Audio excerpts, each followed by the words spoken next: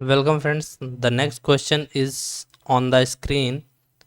ये क्वेश्चन पूछा गया है सीजीएल में पूछा गया, क्योंकि हम सीजीएल की अभी पहले क्वेश्चन करेंगे, उसके बाद हम सीएचएल के क्वेश्चन भी करेंगे।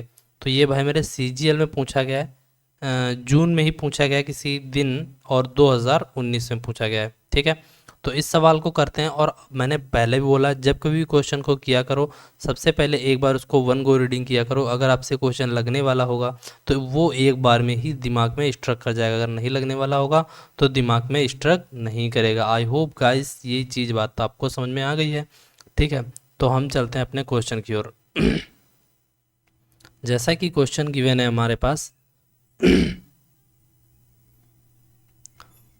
क्वेश्चन में ये बोला है, आई थिंक क्वेश्चन पूरा नहीं दिख रहा होगा, एक सेकेंड, जस्ट अ मिनट। अब ठीक है, ठीक है, आपको क्वेश्चन पूरा देखना चाहिए, वरना फिर करेंगे कैसे। और कोशिश ये कीजिए, सबसे पहले आप लगाने की कोशिश कीजिए, उसके बाद हमारा नंबर आएगा। ठीक है ना। क्वेश्चन में बोला यह है कि in triangle A B C, A D perpendicular B C और B E perpendicular A C, A D and B E intersect each other at F, if B E is equal to E C, then the measure of angle A B सी।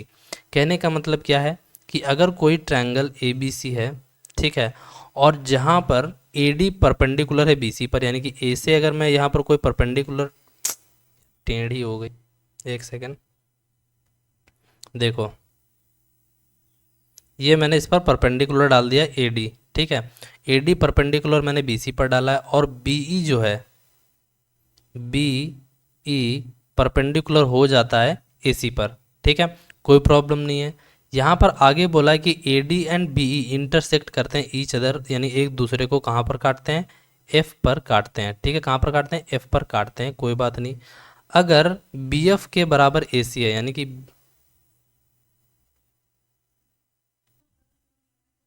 तो यहाँ पर आपको बोला है कि B F जो है, यानी कि ये यहाँ से यहाँ तक की डिस्टेंस, यहाँ से यहाँ तक की जो डिस्टेंस होगी बी एफ की, ए सी के डिस्टेंस के बराबर है। इतनी बात मुझे लगता है समझ में आ गई होगी। ठीक है ना।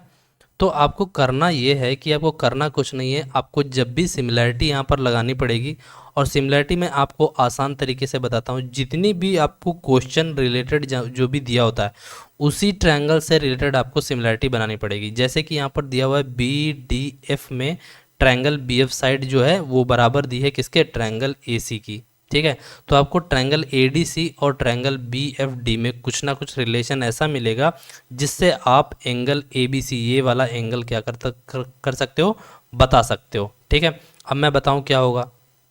इसका आंसर तो ऑप्शन सी है। क्यों 45 डिग्री निकलेगा, कैसे निकलेगा, ए डी जो होगा वो बी डी के बराबर होगा। ठीक है ना। और मैं कैसे आता है मैं वो बताने की कोशिश करता हूँ। ठीक है, आपको ये बात पता है ये 90 है, तो मैंने इसको थीटा एंगल मान लिया, और ये कितना हो जाएगा जाकर, ये भाई मेरे हो जाएगा 90 माइनस का थीटा। कौन सा angle, angle D A C. Angle D A C कितना हो जाएगा, 90 माइनस का थीटा हो जाएगा। इतनी बात समझ में आ गई। अब ट्रायंगल बी ई और सी देखें, ट्रायंगल बी ई सी देखेंगे, तो यहाँ से थीटा है, ये 90 है, तो भाई मेरे ये भी तो एंगल कितना बच जाएगा, 90 माइनस का थीटा बच जाएगा। थोड़ा सा बड़ा हो गया, मैं इसको थोड़ा स्मॉल साइज में लिखता हूँ ना, वरना फिर स्पेस नहीं बचता है। ठीक है, देखो ये कितना बच जाएगा, 90 माइनस का थीटा, ये वाला एंगल बच जाएगा। आपको बिल्कुल बात सही है। अब ट्रायंगल आपको कौन सा कंसीडर करना है, अब बी डी एफ देखना है, बी डी एफ देखना है, बी डी एफ देखना है। तो यहाँ पर ये 90 है, ये 90 माइनस थीटा है, तो ये कितना बच जाएगा, थीटा। समझ रहे हो कि नहीं। अब आपको ट्रायंगल क्या करना है, अब triangle B D F, triangle B D F जो सिमिलर आपको दिखाई पड़ेगा, आपको दिखाई पड़ेगा ए डी सी। कौन सा, ट्रायंगल ए डी सी, जो कि सिमिलर दिखाई पड़ेंगे। आई होप आपको दिख भी रहे होंगे सिमिलर। ठीक है ना, यानी कि एंगल बी डी एफ और angle A D C similar हैं। अगर सिमिलर हैं तो आज यहाँ से आपको पता ही हो जाएगा, एक चीज़ समझ में आएगी कि बी से जब आप ए कंसीडर करेंगे, यानी कि देखो यहाँ से आपको करना कुछ नहीं है, समझ रहे हो कि नहीं। आपको पता है जाकर बी एफ की जो वैल्यू है वो किसके बराबर है भाई मेरे, ए सी के बराबर है। लेकिन हमें क्या, हमें तो सिमिलैरिटी लगा कर ही पता करना है, तो कोई बात नहीं, सिमिलैरिटी से पता कर लो। देखो कैसे, 90 माइनस थीटा के सामने हमने क्या लिखा हुआ, एफ डी, तो सबसे पहले हम एफ डी को लिखेंगे। फिर बी, क्योंकि हमने लिया है तो बी के हम करेस्पॉन्डिंग में कौन सा लेंगे, साइड ए लेंगे। तो एंगल ए देखेंगे, एंगल ए डी सी में, तो 90 माइनस थीटा के सामने क्या दिया हुआ है, डी सी। ठीक है, फिर उसके बाद हम थीटा लेते हैं तो इसमें, तो थीटा के सामने क्या दिया हुआ है, बी डी।